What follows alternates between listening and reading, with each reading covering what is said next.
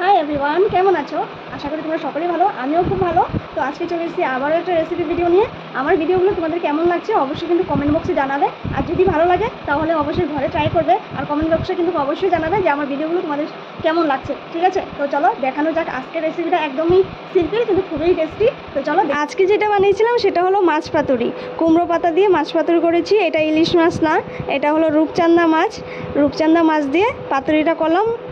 মাছটা জিন্দা ছিল, সেজন্য ভাবলাম পাতুরিটা করি, খারাপ হবে না। আমি কিন্তু আরও একদিন বানিয়েছিলাম, তাই ভাবলাম তোমাদের সাথে শেয়ার করি। খারাপ হয়নি, ভালোই হয়েছিল, সেজন্য তোমাদের সাথে শেয়ার করলাম। আর রূপচাঁদা মাছের বদলে তোমরা যে কোনো কাতলা মাছ, রুই মাছ নিতেই পারো, ভালোই লাগবে। তো আমি কি করে রান্না করলাম, প্রথমে আমি সরষে পেস্ট করে নিলাম, আর দিয়ে দিলাম পরিমাণ মতো নুন আর হলুদ গুঁড়ো আর চেরা কাঁচা লঙ্কা আর তেলটা একটু বেশি করে দিলাম, কারণ জানো তোমরা পাতুরিতে তেলটা একটু যায়, সেজন্য আর কি। তো ভালো করে মিক্স করে মাছগুলো দিয়ে আবারও মিক্স করে এবার আমি পুর ভরে নেব।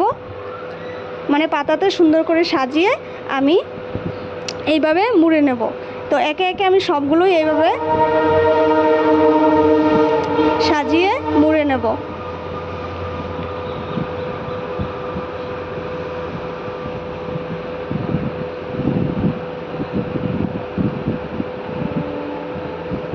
তো এবার আমি বসিয়ে দেবো একটা তাওয়াতে রিফাইন তেল দিয়ে ভালো করে তেলটা গরম করে নেব।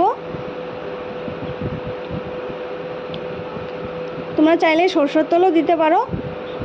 তারপরে একে একে পাতুরিগুলো আমি সাজিয়ে রেখে দেবো এইভাবে তাওয়াতে। এবার স্টিমটাকে আমি কমিয়ে দিয়ে ঢাকনা দিয়ে 10 মিনিটের জন্য সেদ্ধ হতে দেব মাছটা। 10 মিনিট পরে মাছটা আমি আবারও এইভাবে উল্টে দিচ্ছি।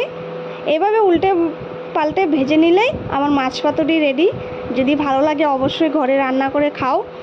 আর আমার ভিডিওগুলো কেমন লাগছে সেটা অবশ্যই কমেন্ট বক্সে জানাবে।